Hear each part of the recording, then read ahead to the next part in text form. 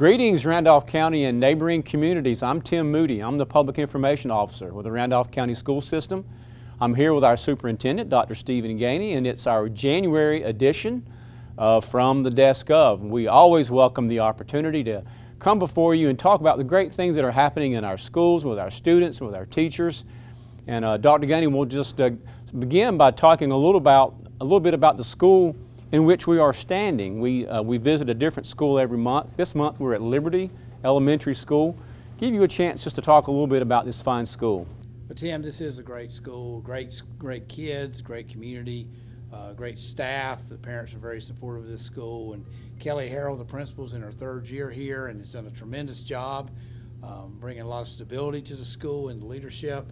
And just very excited to see where this school will go as we move forward. She's got the school moving forward, and the staff's with her.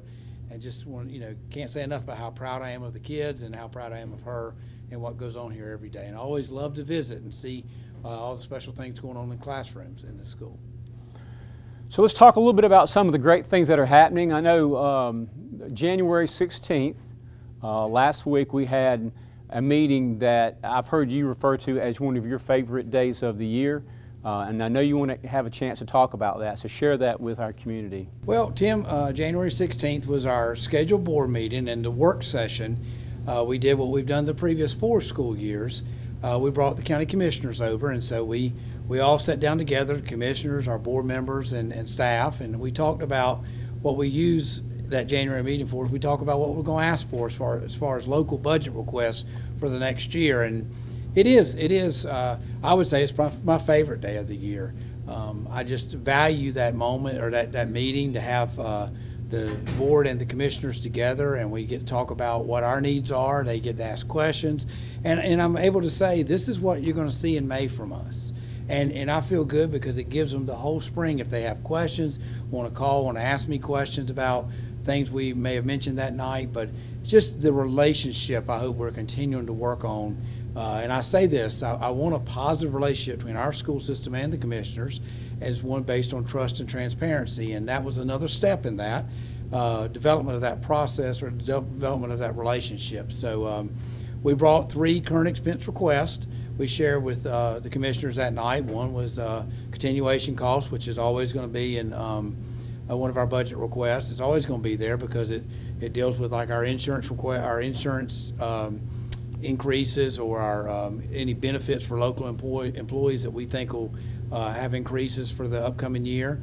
We also presented our request that we would like to move our local supplement for all of our employees up 0.5%. And we did note that the commissioners have moved it 2 years in a row. Right. It had not moved since '07, and now we're in our 2nd consecutive year this year of it being moved. So we're very proud of that and very grateful to their work the last couple of years, but we want to keep it going. And then we talked about technology requests that just to try to get a kind of a foothold in our local budget with technology for replacements and upgrades of computers and software and stuff of that nature. But at any rate, great night. We were able to say for the 3rd consecutive year, we don't have any capital outlay request. And that is in the annual capital outlay funding. Right. People may have forgotten, but the first 2 years we had the 9-year facility upgrade repair plan out there. They funded it, completely funded that plan in 2 years. The first year they added $250,000 to our funding, and the next year they finished the funding of it with $500,000 in additional funding to capital outlay. So really proud to be able to sit with them and show our appreciation for the relationship we have with them and our efforts to continue to build that positive relationship. But it is a time we get to say thank you to them. And that's as valuable to me about that night as anything, to in a public meeting to be able to say to people who are out there or for people in the crowd to hear, don't forget the commissioners, this is our 3rd year with no capital outlay request because of the great work they did the first 2 years when we started this process. And then to show them we've been able to move our local supplement 2 years in a row forward and hoping to move it a 3rd year. That the public needs to hear that. And so just exciting night all around. The only downfall of that night was we finished the meeting, had a great board meeting after that, and then it started snowing.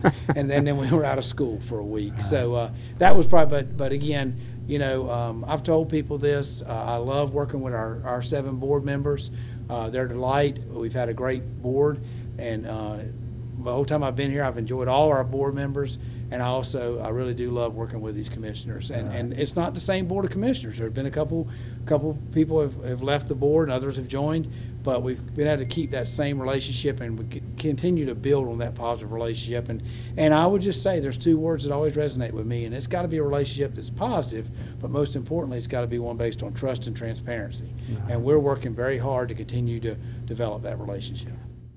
So Dr. Gainey, as I mentioned earlier, we do go out to a different school each month for these interviews, and of course we are here at Liberty Elementary, and we are in the Media Center, and this has some special significance that we are standing in this spot. I'm going to give you an opportunity to talk about that.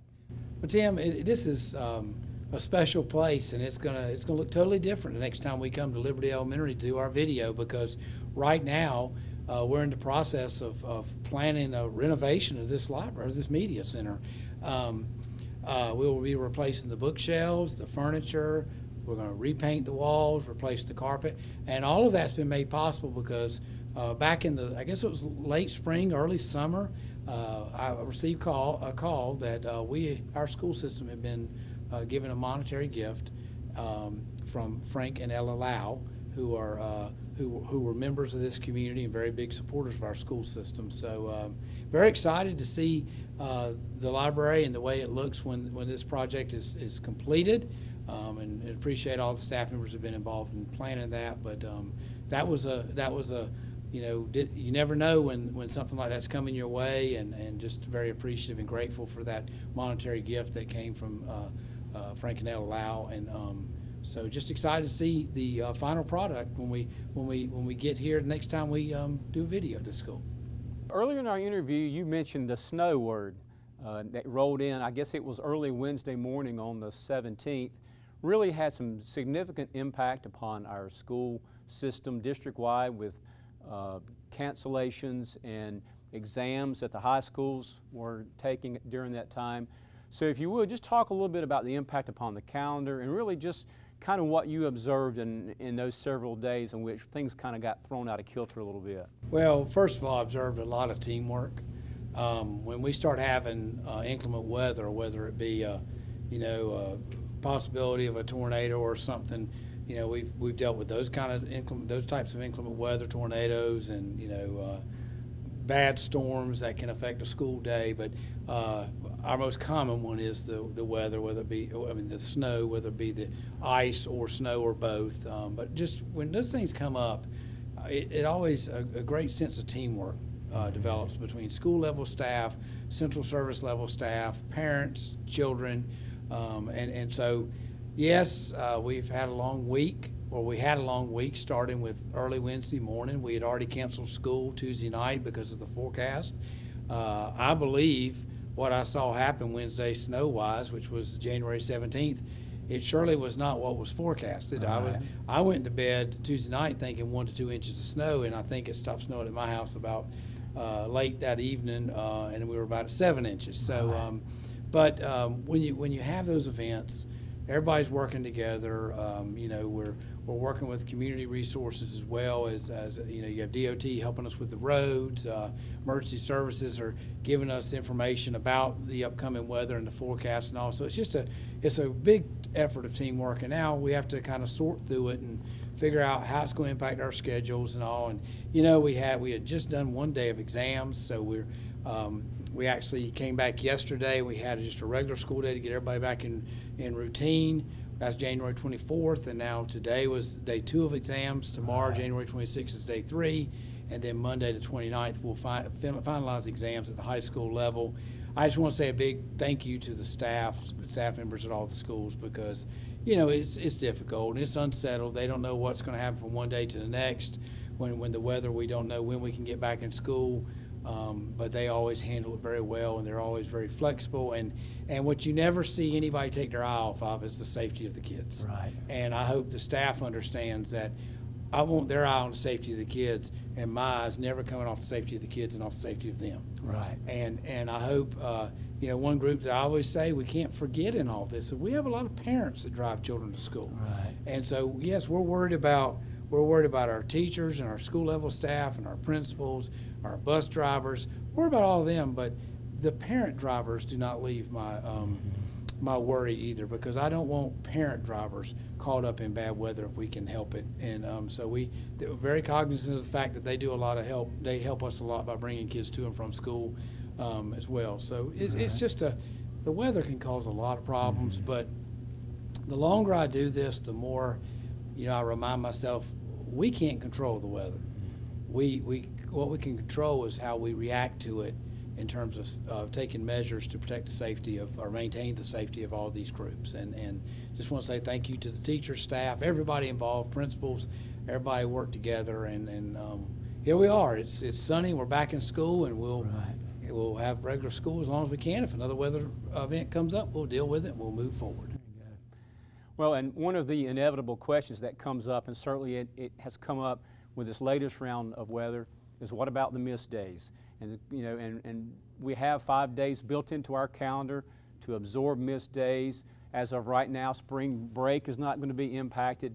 But just talk a little bit about the calendar going forward and how it has been impacted by what took place last week. Well, Tim, you're right. In our calendar we have 5 days, because we operate on the rule that we have to have 1,025 hours of instruction. That's the state rule we build our calendar around, and so we had some extra hours in our calendar, and so our calendar lays out that we will absorb the first 5 days that we missed for inclement weather. So because of last week, we missed 3 days, the 17th, 18th, and 19th of January.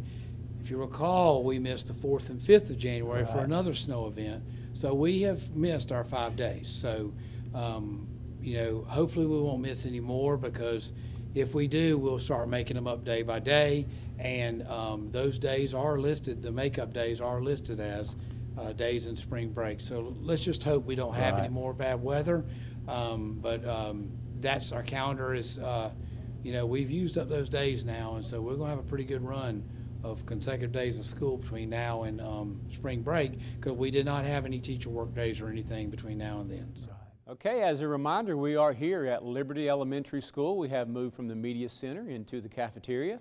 Dr. Gainey, just want to take a moment to talk about the calendar and some events coming up that have some district-wide significance. Our annual spelling bee is February the 6th. That's always a big event on the calendar. And then we also have something called the Battle of the Books for both the elementary and middle schools.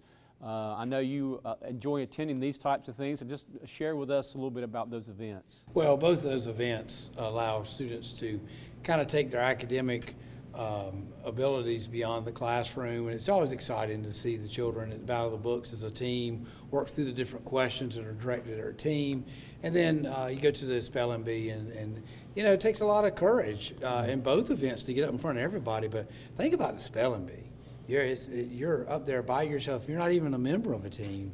You're by yourself, and you're in front of the theater is full of people watching you, and it's just I always admire the kids for their courage of being up there, and how calm they stay as they work through the words that are presented to them. And same token at the Battle of the Books, it's always exciting just to see them take those academic abilities beyond the classroom to the competition level. Right. And just to make you aware of those dates, February the 6th at 4:30 at Sunset Theater will be our spelling bee. And then our Battle of the Books, the elementary's preliminary round, it will be at Whitmore High School and Providence Grove High School on February the 23rd. And then they will have a championship round on March the 9th at Randolph Community College. Again, that's elementary. And then the middle school Battle of the Books will be at Randolph Community College on March the 8th. Okay, so now let's talk about a couple of very special recognitions. The National Center for Hospitality Studies oversees a selection of the top hospitality programs in the country. They call it the Elite 50. And Kelly Biggs, under her leadership at Southwestern Randolph High School, the hospitality program there has been selected as one of those 50. So that's a big deal and exciting news. So just talk a little bit about that. Well, that is exciting, and it's a well-deserved honor for Kelly. If you ever get a chance to visit her classroom, you'll understand why her program is so successful. All the students are engaged, and they are enjoying what's going on, but there's also the rigors there. It's Kelly has a way of blending the rigor the instruction with with the application of it. And so it's exciting to see the children in that classroom and see them do different things throughout the system. And this is a well-deserved honor for her. Because she is a great teacher and has done a great job with that program, and it is a model program. Her program's a model program for other schools and other school systems. So congratulations to Kelly, and a big thank you for what she does for the children at Southwestern Randolph High School, and it reflects very positively on that school and our school system. All right, so we have another special recognition to talk about. The Association for Career and Technical Education has announced the selection of 15 participants for its National Leadership Fellowship Program, and our own Nancy Cross has been selected for that program. So I'm going to give you an opportunity to talk a little bit about Ms. Cross. Well, Tim, Nancy is our Director of Career Technical Education and Innovative Studies, and I mean, when you think of Nancy, you talk to her, and you think about the things she does in our school system, the word leadership just is all over everything she does. Our school system, it's no surprise that when she took over the leadership of the Career and Technical Education program, that things have just, expanded and grown.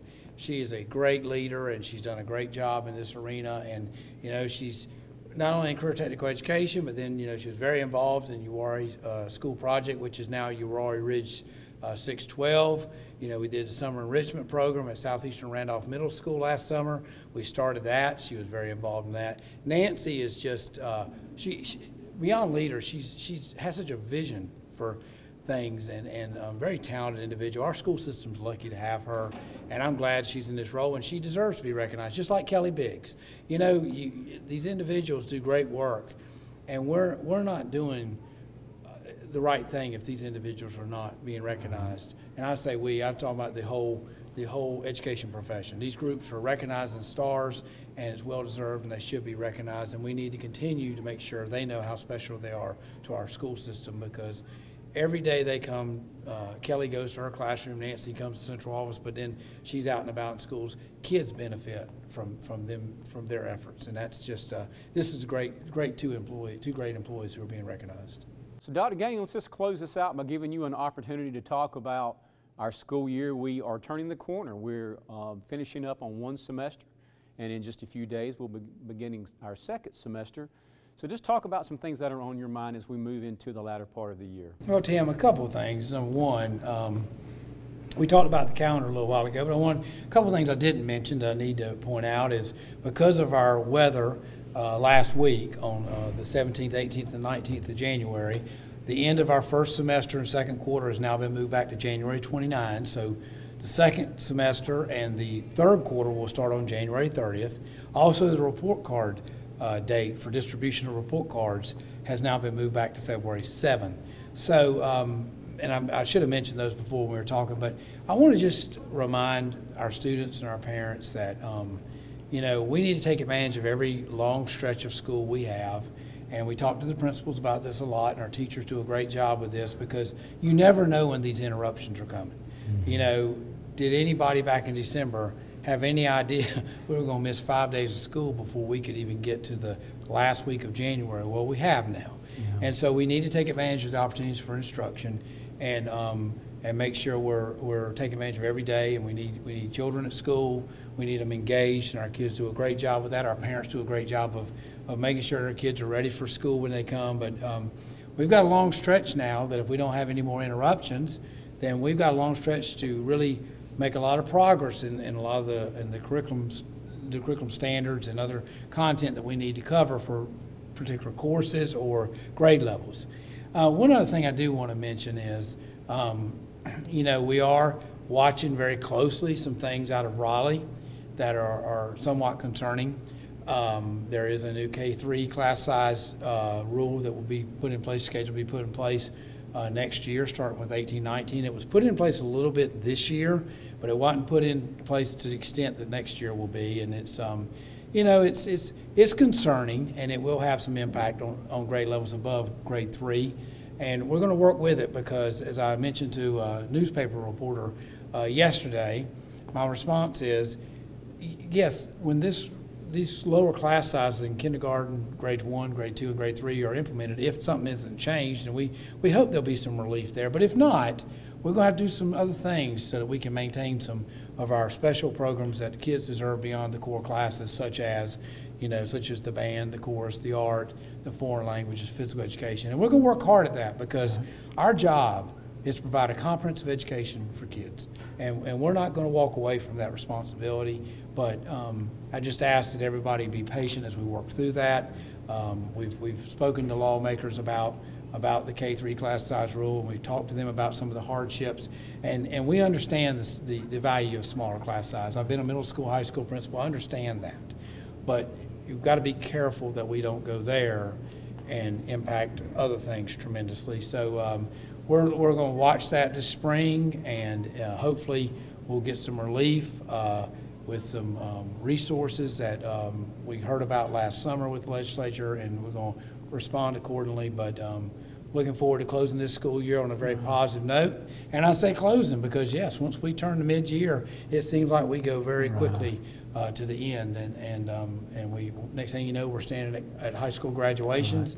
But very proud of what our kids are doing, very proud of how everybody handled the month of January. And, I wouldn't trade any of our kids or any of our staff or anybody else's. We've got the best. And how they dealt with this month has been incredible. And I do want to say one more thing, Tim, and I've thought about this a lot. I've been a high school principal, and I understand this weather appears, and all of a sudden you have all kinds of schedules messed up, not only exam schedules. We have basketball and wrestling coaches and all of these winter sports teams, and they practice one day and then they don't practice for a week, or they haven't played a game in 2 weeks. And I just want to say a big thank you to our coaches and to our athletic directors at the high school and the middle school level, because they have really done a great job and have been very patient with us when we've been able to get kids back in the gym, when we thought it was safe for them to be in the gym on a couple Saturdays, and we've said we couldn't let them in before this amount of time. They've been great, and I just want to say a big thank you to them, because I've been in that high school principal role, and I know what those athletic directors do in their roles and those coaches, and they play a big role in our schools, because we have a lot of kids that they love this regular school day, but there's a lot of things after those extracurricular activities they love as well, and they do a great job of providing those opportunities for kids. So thank you to them as well. All right, and thank you, Dr. Gainey. Thank you to Principal Kelly Harrell and her fine staff here at Liberty Elementary. Thank you to Randolph Communications, and thank you to community members for your support of the Randolph County School System. We are always grateful for the opportunity to come before you and share with you the great things that are happening in our schools. Have a great rest of the month, and we will see you again in February.